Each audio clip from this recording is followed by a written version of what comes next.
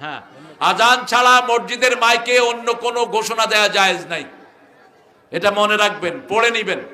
শুধুমাত্র মতার যুদ্ধে 3 জন শহীদ হয়েছেন, প্রথম 3 জনের নাম রাসূল মিম্বারে বসে বলেছেন। এই হাদিসটা থেকে কেউ কেউ বলেছেন যে মুর্দার কথা যদি গুরুত্বপূর্ণ কোনো ব্যক্তি হয় ঘোষণা করা যেতে পারে, কিন্তু এজমালি ভাবে মসজিদের মাইকে গান পড়ে, কি পড়ে না পড়ে, বাচ্চাদেরকে ডাকে, আবার বলে যে এই ছেলেরা এদিকে আসো, এদিকে যাও, আবার আজানের আগে গান গায়, এগুলো সম্পূর্ণ নিষেধ।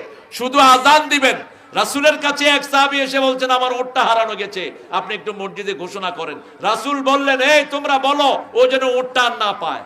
আরেকজন সাহাবী এসে বলছেন হুজুর আমার ব্যবসায় যেন বরকত হয়, আপনি মসজিদে বলে দেন। রাসূল বলেন তোমরা দোয়া করো ওর ব্যবসায় যেন কোনোদিন বরকত না হয়। ব্যক্তিগত দোয়ার জন্য মসজিদ না, মসজিদ হলো আল্লাহর কথা উচ্চকিত করার জন্য, ঠিক না বা ঠিক? আল্লাহ